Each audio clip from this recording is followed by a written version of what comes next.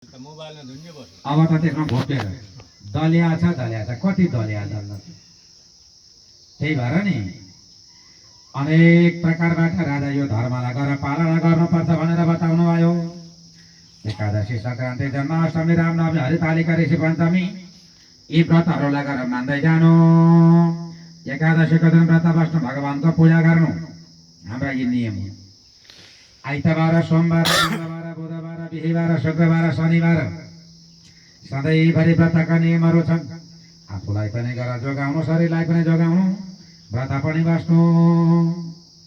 यो प्रकारले गरेका धर्मलाई गरेर पालना गर्नुपर्छ। नारीहरूले जहिले पनि गरेर कपाल छोडेर कहिले बस्न हुँदैन। एउटा धागो लगाइराख्नुपर्छ। एउटा ओढ्नेमा जेब्रो पछ्यौरा केही हुन्छ शिरमा राखी छोड्नुपर्छ। अघि यसै कारणबाट राजा त्यो प्रकारले गरेको नलगाएर कपालमा धागो लगाउने बाट्ने कोर्ने पुरानो चलन त त्यही थियो नि है त आमा। पुरानो चलन त त्यही कपाल कोरी बाटी गर्ने थियो नि। अहिले त मिलाउने भनिएको छ कति मिलाउने मिलाउन पनि कति पेल्न पनि अनेक प्रकारले जतिसुकै गरे पनि मिलाएको मिलाइ गरो। अघि त दाजु आउँदा जेठाजु आउँदा कपाल ढाक्ने छोप्ने चलन थियो नि होइन। अहिले त हरायो। अहिले मिला